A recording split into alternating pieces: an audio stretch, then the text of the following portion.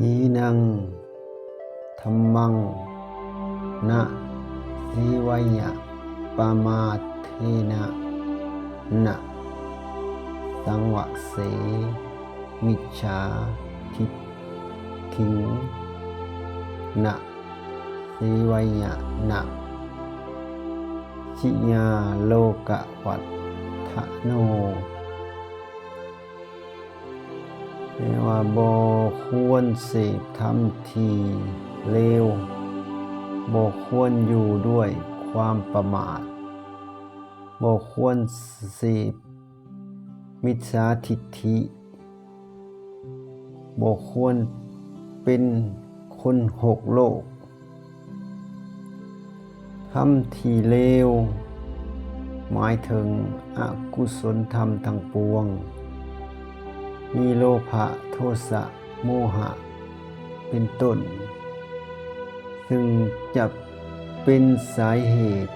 ให้บุคคลกระทำกรรมอันชั่วสาลามกทั้งหลายก่อความเดือดร้อนให้แก่ตนเองและผู้อื่นทำผิดศีลธรรมผิดกฎหมายบ้านเมืองสร้างความจิบหายบ่แม่นประโยชน์ทั้งในโลกนี้และโลกหน้าความประมาทคือความมัวเมาหมายถึงความมัวเมาในวัยทรัพย์สมบัติลาภยศสรรเสริญและความสุขเป็นต้นโดยสรุปก็คือความลุ่มหลงมัวเมา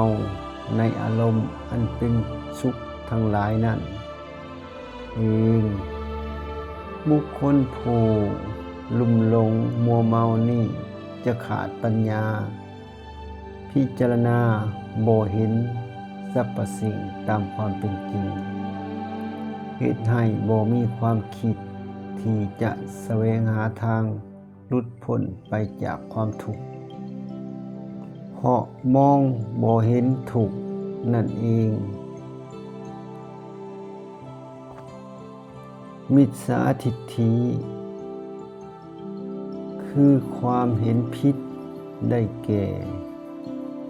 ความเห็นที่บ่ถูกต้องตามทำนองของธรรม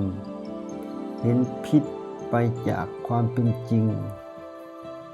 เฮ็ดให้บุคคลบ่รู้จักบาปบุญคุณโทษบ่รู้จักประโยชน์หรือบ่ประโยชน์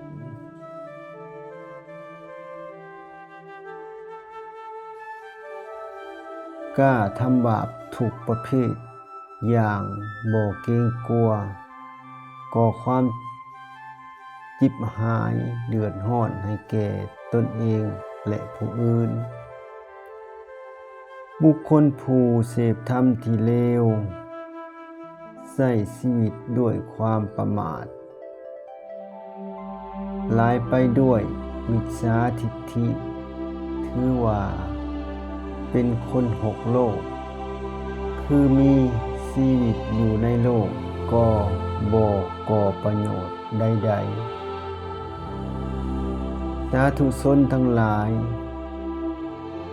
จึงบ่ควรทำตัวเช่นนั้น